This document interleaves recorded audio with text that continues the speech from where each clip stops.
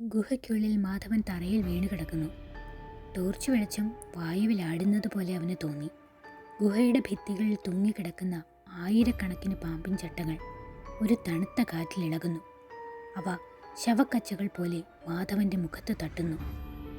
മാധവൻ ശ്വസിക്കുന്നത് വായുവിനെയല്ല, നൂറ്റാണ്ടുകളായി തളം കെട്ടി നിൽക്കുന്ന ശവഗന്ധത്തെയായിരുന്നു. അവന്റെ നട്ടെല്ലിൽ നിന്ന് ഒരു തണുപ്പ് തലച്ചോറിലേക്ക് പടർന്നു.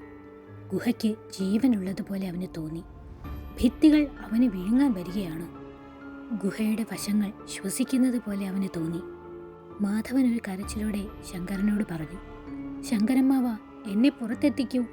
എൻ്റെ ശരീരം എനിക്ക് നിയന്ത്രിക്കാനാവുന്നില്ല. ശങ്കരൻ ഇരുട്ടിൽ നിന്നൊരു ചിരിയോടെ പുറത്തേക്ക് വരുന്നു. കയ്യിലൊരു കറുത്ത തകിടുമുണ്ട്. പുറത്തേക്കോ?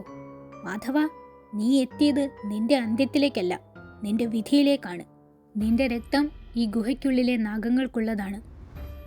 മാധവന്റെ ശരീരത്തിൽ പലതരം മാറ്റങ്ങൾ സംഭവിക്കുന്നു. അവൻ്റെ വിരലുകൾക്കിടയിൽ ചർമ്മം വളർന്നു വരുന്നു. നട്ടെല്ലിൻ്റെ എല്ലുകൾ പുറത്തേക്ക് തള്ളുന്നു. ഓരോ എല്ല് പൊട്ടുന്ന ശബ്ദവും ഗുഹയിൽ മുഴങ്ങുന്നു. മാധവന്റെ തൊലിപ്പുറത്ത് പച്ചയും കറുപ്പും കലർന്ന ചെതുമ്പലുകൾ പ്രത്യക്ഷപ്പെടുന്നു. അവൻ്റെ ഓരോ രോമകൂപത്തിൽ നിന്നും നേർത്ത രക്തം പൊടിയുന്നു. അവൻ്റെ നാവുകൾ പകുതിയായി പിളർന്ന് പുറത്തേക്ക് നീണ്ടു. അതൊരു മനുഷ്യൻ്റെ നിലവിളിയല്ലായിരുന്നു, മറിച്ച് ചതയ്ക്കപ്പെട്ട ഒരു ജീവിയുടെ സീൽക്കാരമായിരുന്നു. അപ്പോൾ ശങ്കരൻ പറഞ്ഞു, കണ്ടോ, നിന്റെ ഉള്ളിലെ സർപ്പം ഉണരുകയാണ്. നിന്റെ മുത്തശ്ശൻ മോഷ്ടിച്ച നാഗമാണിക്യത്തിൻ്റെ ശാപം നിന്റെ കോശങ്ങളിൽ പടരുകയാണ്. ഇന്ന് നീ ആ പെട്ടി തുറക്കും, നിന്റെ ജീവൻ നൽകിക്കൊണ്ട്. മുകളിൽ നിന്ന് പൊടുന്നനെ ഒരു സ്ത്രീ ശബ്ദം കേൾക്കുന്നു. അത് അമ്മു ആയിരുന്നു. അവളുടെ കയ്യിൽ ഒരു പഴയ ചെമ്പുപാത്രത്തിൽ കത്തുന്ന കനലുകളും അതിൽ നിന്ന് ഉയരുന്ന മഞ്ഞൾ പുകയും ഉണ്ടായിരുന്നു. നിർത്തൂ, ഈ അധർമ്മം ഞാൻ അനുവദിക്കില്ല. ശങ്കര, നാഗത്തന്മാരെ ചതിച്ച നിനക്ക് ഈ ഗുഹയിൽ നിന്ന് രക്ഷപ്പെടാനാവില്ല. ശങ്കരൻ തൻ്റെ മന്ത്രവടി നിലത്തടിക്കുന്നു.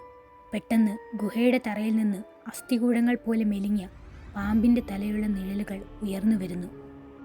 അമ്മു തൻ്റെ കയ്യിലുള്ള കനലുകൾ വായുവിൽ വിതറുന്നു. ആ വെളിച്ചത്തിൽ ആ നിഴലുകൾ കരിഞ്ഞു പോകുന്നു. ഗുഹയാകെ മഞ്ഞളിൻ്റെ മണത്താൽ നിറയുന്നു. അപ്പോൾ ശങ്കരൻ പറയുന്നു, നീ വെറുമൊരു പെണ്ണാണമ്മു. എൻ്റെ മന്ത്രശക്തിക്ക് മുന്നിൽ നീ ഒന്നുമല്ല. ശങ്കരൻ മാധവന്റെ മുറിവിൽ തൻ്റെ നഖം താഴ്ത്തുന്നു. മാധവന്റെ രക്തം രണ്ടാമതും ആ കരിങ്കൽ പെട്ടിയിൽ വീഴുന്നു. അവൻ്റെ മുറിവിൽ നിന്ന് കറുത്ത രക്തം പെട്ടിയിലെ സർപ്പമുദ്രയിലേക്ക് ഒഴുകുന്നു. പെട്ടെന്ന് പെട്ടിക്ക് ചുറ്റും വീണ്ടും മിന്നൽ പിണർ പോലെ നീല വെളിച്ചം പടരുന്നു. ആ പെട്ടി തുറന്ന നിമിഷം ഗുഹയ്ക്കുള്ളിലെ വായു ശൂന്യമായി. ഭിത്തിയിലെ പാമ്പുകൾ ഒന്നിച്ച് സീൽക്കാരം മുഴക്കി. പെട്ടിയിൽ നിന്ന് പുറത്തേക്ക് വന്നത് ഒരു വെളിച്ചമായിരുന്നില്ല, മറിച്ച് കറുത്ത പുകരൂപത്തിലുള്ള ഒരു രാക്ഷസ സർപ്പമായിരുന്നു. ശങ്കരൻ ആവേശത്തോടെ പറഞ്ഞു, അനന്തഭദ്ര, നാഗത്താനി, നീ തൃപ്തനായിരിക്കുന്നു. എനിക്ക് നിന്റെ ശക്തി നൽകൂ. പക്ഷേ ആ പുകസർപ്പം ശങ്കരൻ്റെ ആജ്ഞ അനുസരിച്ചില്ല.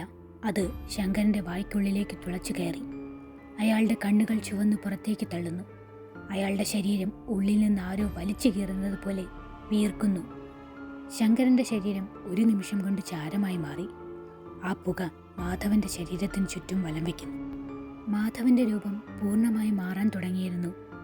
അവൻ്റെ കണ്ണുകൾ പാമ്പിനെ പോലെയായി. അവൻ്റെ തൂക്കും പാമ്പിനെ പോലെ തന്നെയാണ്. ശങ്കരൻ അവസാനിച്ചു. പക്ഷേ അതിലും ഭീകരമായ ഒന്ന് ഇവിടെ തുടങ്ങുകയായിരുന്നു. മാധവൻ ഇപ്പോൾ ഒരു ഇരയല്ല, അവൻ വേട്ടക്കാരനായി മാറിയിരിക്കുന്നു. മാധവൻ പതുക്കെ ഇഴഞ്ഞ് അമ്മുവിൻ്റെ അടുത്തേക്ക് വരുന്നു. അവൻ്റെ മുഖത്ത് ഒരു ഭാവവുമില്ല, തനി നാഗം തന്നെ.